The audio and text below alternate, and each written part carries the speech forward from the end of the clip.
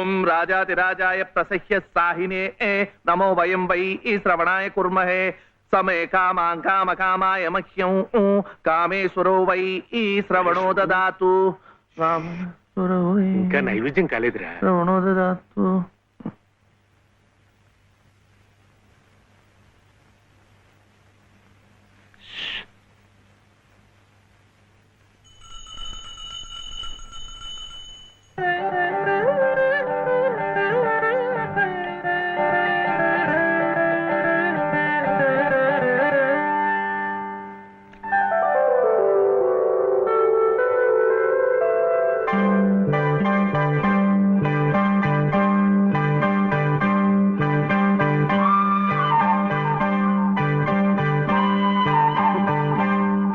చూస్తున్నానులేండి, మీరు తినకుండా అంతా బాబుకే తినిపిస్తున్నారు. తీసుకోండి. నాకు లేదనా? నేను మళ్ళా అడిగితే ఇస్తారు. ఈ గుడి మాకు బాగా తెలుసు. నేను మా నానమ్మ రోజు వచ్చి ఇదంతా కడిగి ముగ్గులేస్తాంగా. తీసుకోండి తీసుకోండి. తీసుకోమ్మా. అసలు దేవుడు గర్భగుడిలో ఉంటే వీడు ఊరేగింపుకు వెళ్లే ఉత్సవ విగ్రహం లాంటి వాడు. పుణ్యమే. రాజమ్మా, ఆ అమ్మాయి ఎవరో తెలుసుగా? మన చలపతి చెల్లెలు లలిత. అలాగా? నేను గుర్తుపట్టలేదు.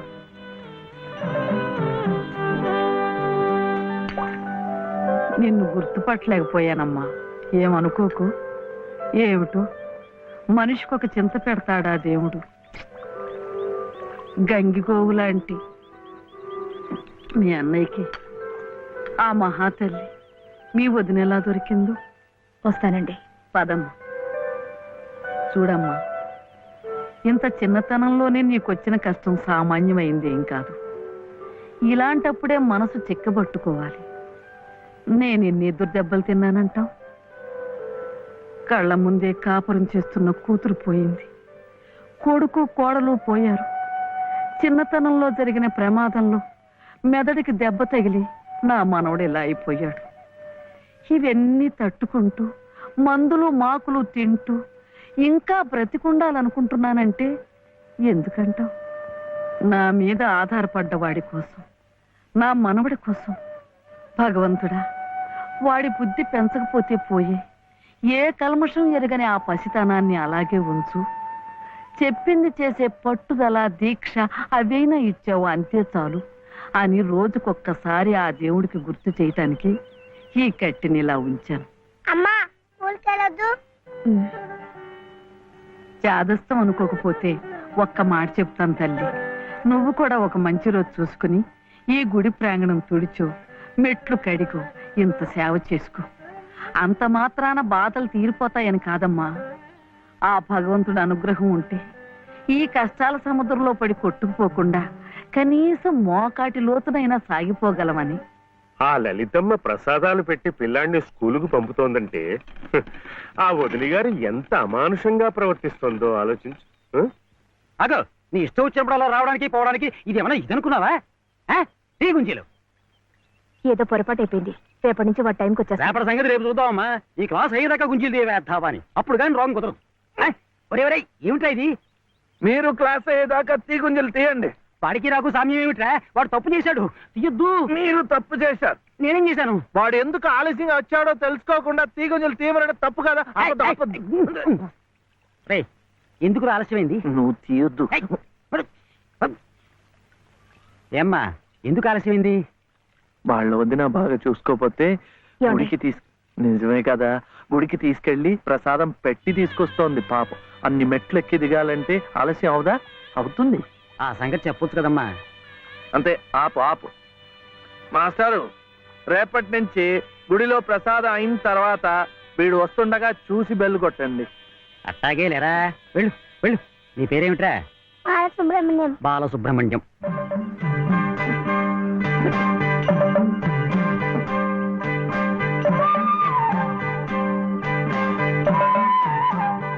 తెలుసుందిలేండి.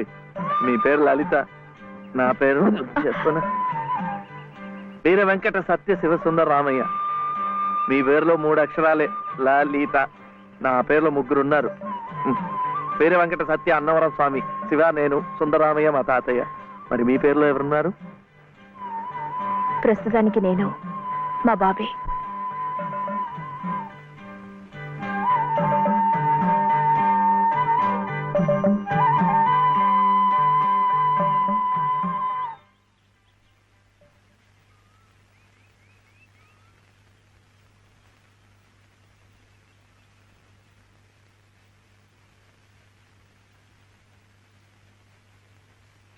ఇలా సహాయం చేస్తే పుణ్యం, కానీ మొగాళ్ళు మాత్రమే చేయాలి.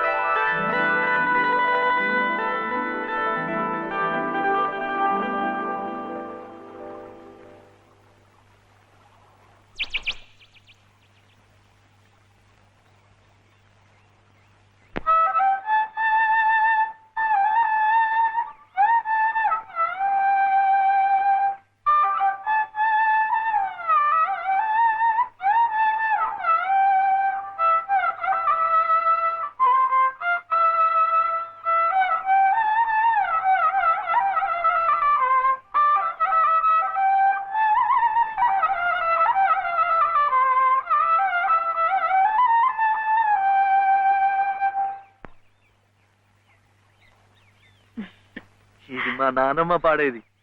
ఏమిటి చెప్పండి. శివుడవో మాధవుడవో ఎవరని నిర్ణయించేదిరా, మిమ్మల్ని ఎవరని నిర్ణయించేదిరా. మీకు సంగీతం బాగా వచ్చనుకుంటానే.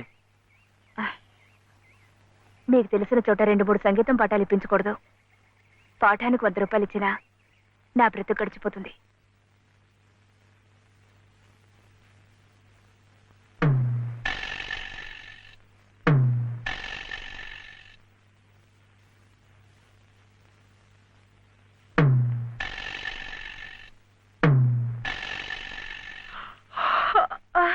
ఏమిటి ఏమిటి అప్పుడే ఆవలింతలు?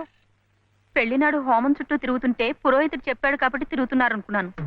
తెల్లవారులు మంచం చుట్టూ కూడా అలాగే తిరుగుతారని నాకేం తెలుసు. పాడుగాను బుద్ధి. తిరుగుతున్నానంటే ఏ కోణంలో చూస్తే నువ్వు అందంగా ఉంటావో చూస్తున్నా. నా అందం చూడటానికి ఈ జన్మ సరిపోతుంది. నా కడుపు పండటానికి మరో జన్మ పడుతుంది. పడితే పట్టని ఏమిటి, అన్ని జన్మలకి నేనే నీ మొగుణ్ణి. మావయ్య ఫ్రీ ఫ్రీ ఫ్రీ ఫ్రీ ఇటు దిగు దిగు. అలా చూడకూడదు రాత్రిపూట. ఏమిటయ్యా రా. మధ్యలో వాడిందికే నువ్వు కూర్చో. నువ్వు వెళ్ళరా, వెళ్ళు. ఇవ్వు.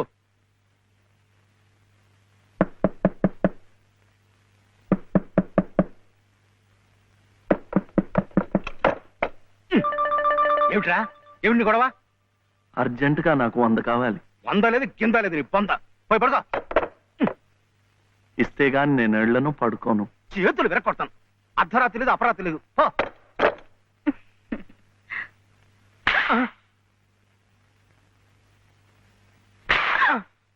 అల్లుడు, ఏమిటండి మీరు కిటికీ? అది కాదయ్యా, ఇందాకాడేదో నేను అడిగినట్టున్నాడు. ఆ. నువ్వేమో కాదన్నట్టుకున్నావు. ఆ. అందుకన్నాడు కొరడా ఇచ్చుకొని రక్తాలు వచ్చేలా కొట్టుకు చేస్తున్నాడు. సావనివ్వండి, నేను లొంగను. అయితే నేను ఈ ఘోరం చూడలేను. నేను ఇప్పుడే గోదాట్లో దూకు చేస్తా. ఉండు నాన్న, నీతో పాటు నేను కూడా దూకి చచ్చిపోతాను. ఆగు. పగలు లేదు రాత్రి లేదు, ఒకటి ఈతల పోటీలు ఇద్దరికి. రాముడు చూడాడు ఎలా కొట్టుకి అయిపోతున్నాడు. అయినా ఆడు అడిగింది లచ్చలా కోట్ల ఓ కొంద. మీకు 100లాగా కనిపిస్తున్నాడు మీ బొంద. ఇలా 10 సార్లు 10 వందలు వస్తే ఎన్ని 100 అవుతాయి నా బొంద? ఇలా ఇప్పటికిప్పుడు కావాలంటే చిల్లర ఎక్కడి నుంచి ఇస్తారు వాడు బొంద? ఇదిగో బాబు అందా, అలా కొట్టుకోకూడదమ్మా.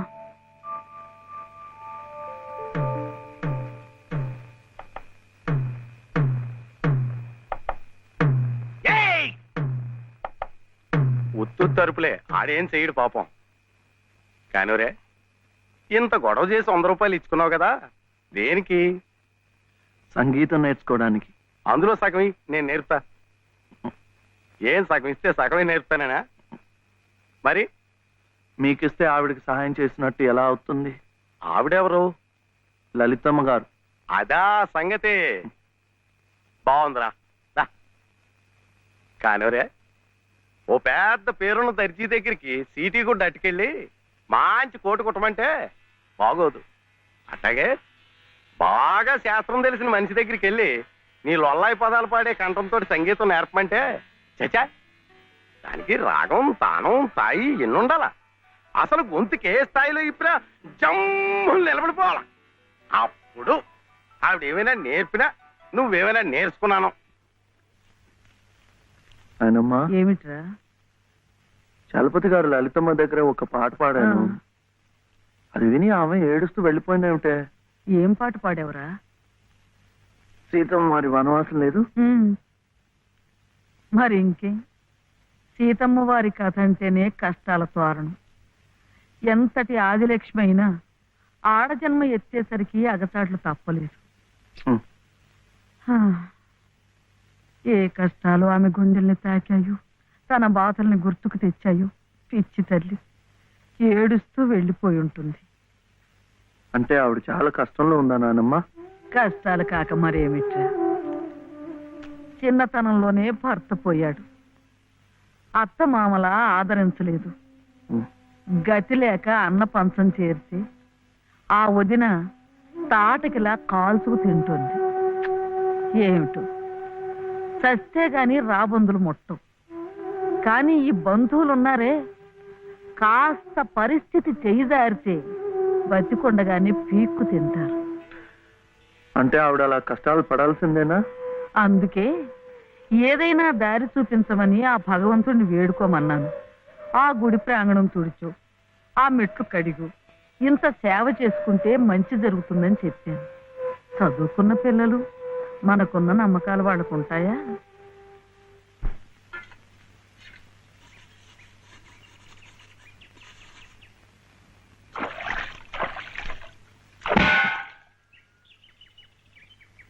ఏమిటి ఇంత పొద్దున్నే వచ్చారు?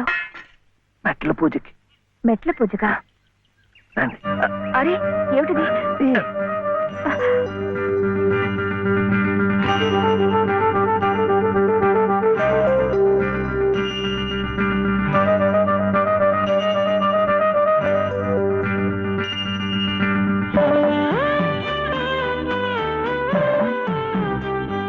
ఇంకాస్త మెట్లే, వచ్చేసాం. అదిగో గుడి. మీకు ఎక్కువ కష్టాలు కదండి, అందుకని అన్ని మెట్లకు పూజ చేయటం మంచిది. నేను సహాయం చేస్తానుగా, రండి. అబ్బాయి చలపతి, మొన్న నువ్వు నాకు 100 ఇచ్చావు. 100 నా బొంద. అది ప్లేడర్ గుమాస్తా పంటి కింద కూడా రాలేదు. ఇప్పుడు మరో 500 కావాలి. 500. 500 కాకపోతే 1000 ఇవ్వచ్చు.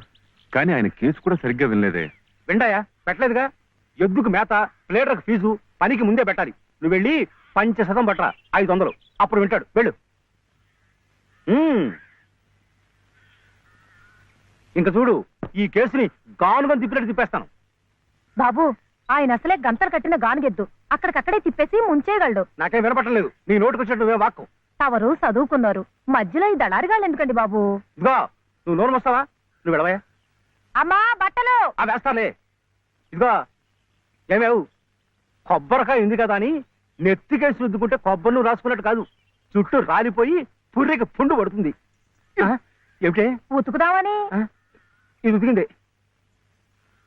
అలాగే చదువు ఉంది కదా అని ప్లేటర్ దగ్గరికి వెళ్తే చాలదు. నాలాంటి అనుభవజ్ఞుడు పేచీ ఏమిటో విప్పి చెప్పి ప్లేటర్ గారి గోచి బిగించాలి. అప్పుడు ఆయన వెనక ముందు చూడకుండా కేసు వాదించి అవతల బారేస్తాడు. ఎవరినో ఉద్ధరించడానికి ప్లేడర్లు, కోట్లు, వారికి ముడుపు చెల్లించడానికి ఇంట్లో ఉన్నదంతా దానాలు ధర్మాలు. నాకున్నదే ఒక గొలుసు, నేనివ్వను. అదే లలిత నీ అక్కయ్యో చెల్లులో అయితే ఇలాగే మాట్లాడేదానివా? సాటి ఆడదానికి దాని బాధ ఏమిటో కష్టం ఏమిటో నాకంటే నీకే బాధ తెలుసుండాలి. అది తెలుసు కాబట్టి ఉన్న ఒక్క వస్తువు అయినా జాగ్రత్త పరచుకోవాలనుకున్నాను. పొద్దున్నే అన్నంగానే ఉన్నారంటే చంపుతాను. పొండి బయటికి. ఈ గొలుసైనా నా మెళ్ళ మీరు దిగేసిందేం కాదు, మా పుట్టింటి వాళ్ళు పెట్టింది. కనీసం ఇదైనా నా పిల్లలకు దక్కనివ్వండి. అలాగే నీ కన్న తండ్రి పెట్టినగా నీ కన్న బిడ్డలకే ఉంచుకో. నే కట్టిన తాళ్ళు నాకు. అలాగే ఇస్తాను. ఈ మెళ్ళ ఓ తాడు ముడేయండి. పసుపు తాడు కాదు, ఉరితాడు. ఆ తర్వాత నా పిల్లలు దిక్కులేని అనాథలవుతారు. అప్పుడు మీ ఇష్టం వచ్చినట్టు మీరు చేసుకోవచ్చు. అడిగే వాళ్ళు ఉండరు. కనపడడం లేదా?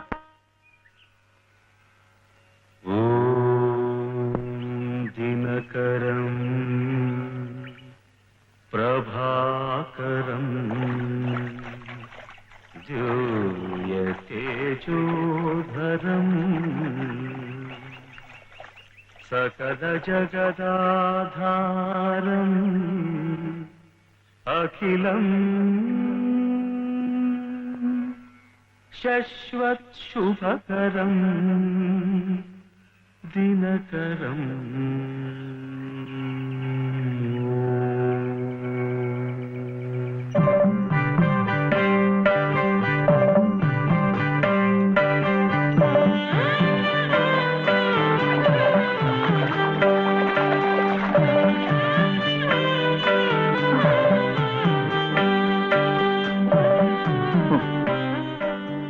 కాళ్ళు నొప్పి పెడుతున్నాయా? ఇంకా అస్తమట్లే, దాంతో అయిపోతుంది. ఆ తర్వాత రోడ్ వస్తుంది, అక్కడ అక్కర్లేదు. ఇది అయిపోయింది. ఇది ఇక్కడ ఇట్రా, రండి రండి రండి రండి, ఇట్రా. నమస్కారం చలపతి బాబు. లలిత అమ్మా, లలిత లలిత లలిత అమ్మా. కాసేపు మాట్లాడకండి, అలవాట్లేదు కదా, అలసిపోయి పడిపోయి ఉంటుంది. మీరింటికి వెళ్ళండి, లేవగానే అన్ని మెట్లకు పూజ చేయించి నేను తీసుకొస్తాను. చేసే నిర్వాకం చాలవయ్యా. చిన్నప్పటి నుంచి అన్ని దేవుళ్ళని ఈ పసుపు కుంకుమలతోనే కొలిచిందే. ఏ దేవుడు దాన్ని పసుపు కుంకుమ నిలిపాడయ్యా? చాలు చాలే. అమ్మా లలిత దమ్మా దా.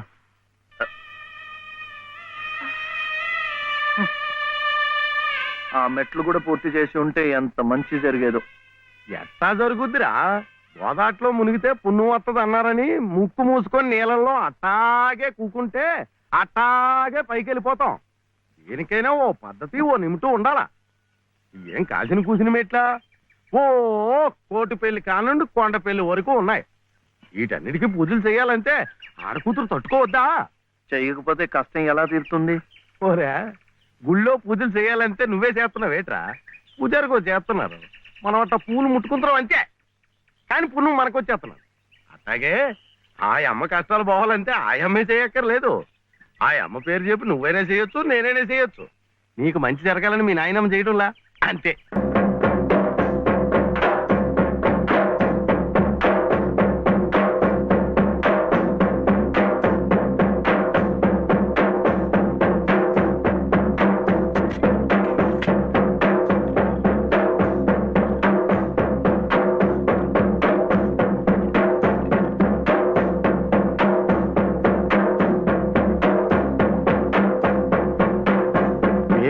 అంటే అది ఆ కొడుకు జబ్బు తగ్గాలని ఆ తండ్రి పడే అవస్థ చూడు. ప్రాణాలకు కూడా తెగించి నిప్పుల్లో ఎలా నడిచేస్తున్నాడో. పొద్దున్నే నువ్వు చెప్పింది అదేనమాట. ఒకళ్ళు కష్టాలు తీరాలంటే ఇంకొకళ్ళు మొక్కోవచ్చని. ఒరే ఒరే, నువ్వెక్కడికి రా? అమ్మా, శివయ్య ఎందుకు నీ చేత మెట్లన్నీ కడిగిచ్చాడు? మన మంచి కోసం.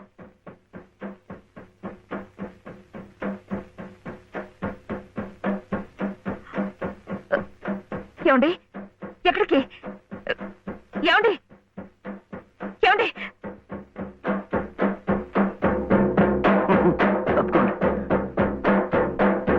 అల్లాకు బాగా దండం పెట్టుకుని మంచి తాయితు కట్టండి. సుబ్హానల్లా సుబ్హానల్లా లా ఇలాహా ఇల్లల్లాహు ముహమ్మద్ రసూలుల్లాహ్ సుబ్హానల్లా సుబ్హానల్లా సుబ్హానల్లా సుబ్హానల్లా.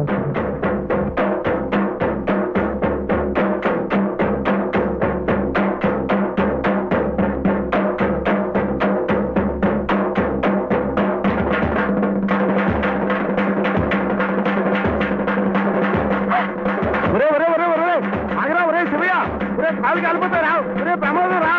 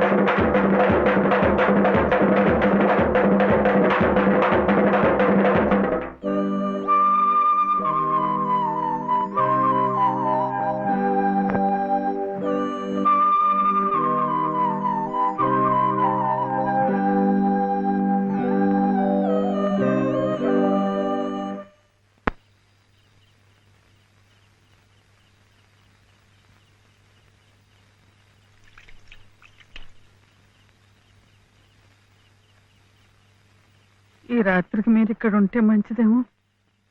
శివయ్య, ఒరే శివుడు, చూడు మీ నాయనమ్మ కంగారు పడుతోందిరా, చూడు. నాన్న, శివ ఎలా ఉందిరా?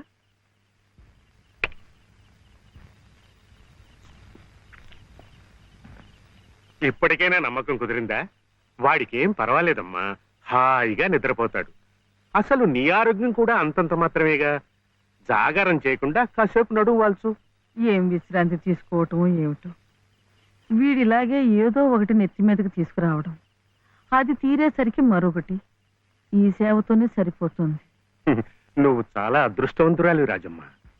మనిషి స్వార్థాన్ని చంపుకుని ఏ ప్రతిఫలాన్ని ఆశించకుండా పరోపకారం చెయ్యాలంటే ఎంతో దీక్ష ఉండాలి, సాధన కావాలి. అలాంటి వాణ్ణి మనం యోగి అంటాం. మరి నీ మనవుడు ఏ ప్రతిఫలాన్ని ఆశించి నిప్పుల్లో దూకాడంటావు? వాడు దుమ్ము ధూళి అంటని స్వాతి ముత్యం, జన్మతః యోగి, మహాజ్ఞాని. అలాంటి వాడికి నువ్వు సేవ చేస్తున్నావు. ఇంతకంటే నీకేం కావాలి చెప్పు?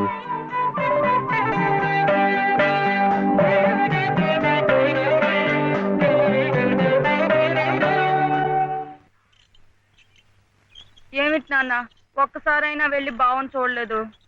ఓహో పిచ్చి ముద్ద, వెళితే అతుక్కుపోతాని.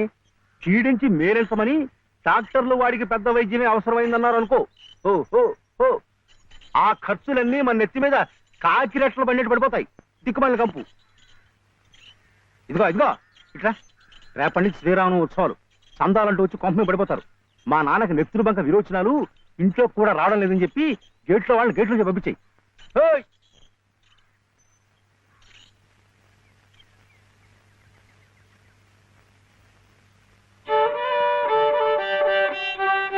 ఇట్లాగే ఇంకొక 2 రోజులు ఇంటి పట్టునుంటే ఇక ఆ తర్వాత నీ ఇష్టం.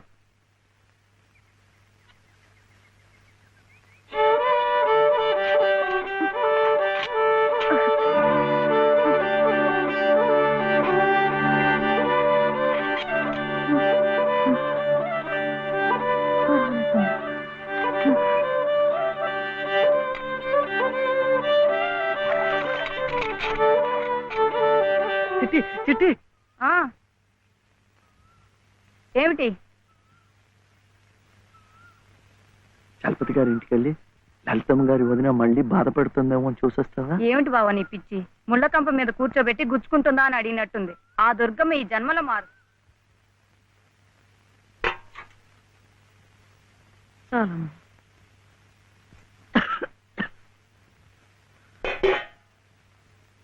ఏమిట్రా కోపం. ఎవరి మీద?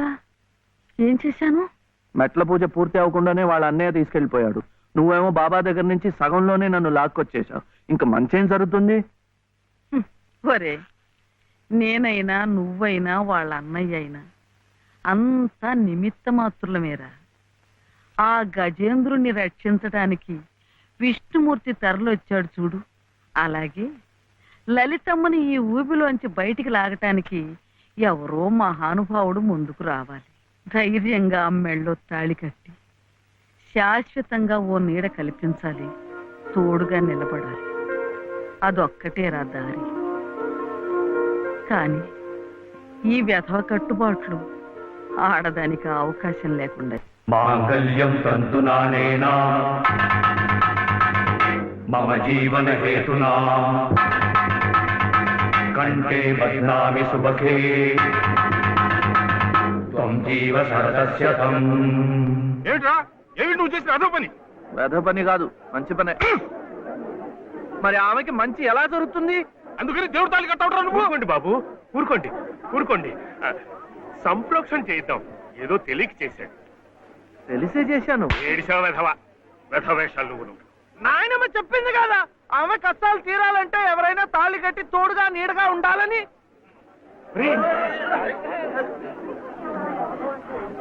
ఎంత ప్రమాదం నీకు!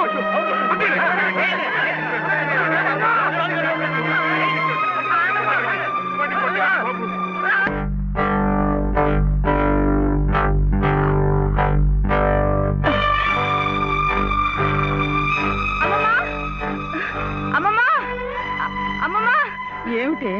బావ ఏం చేశాడో తెలుసా?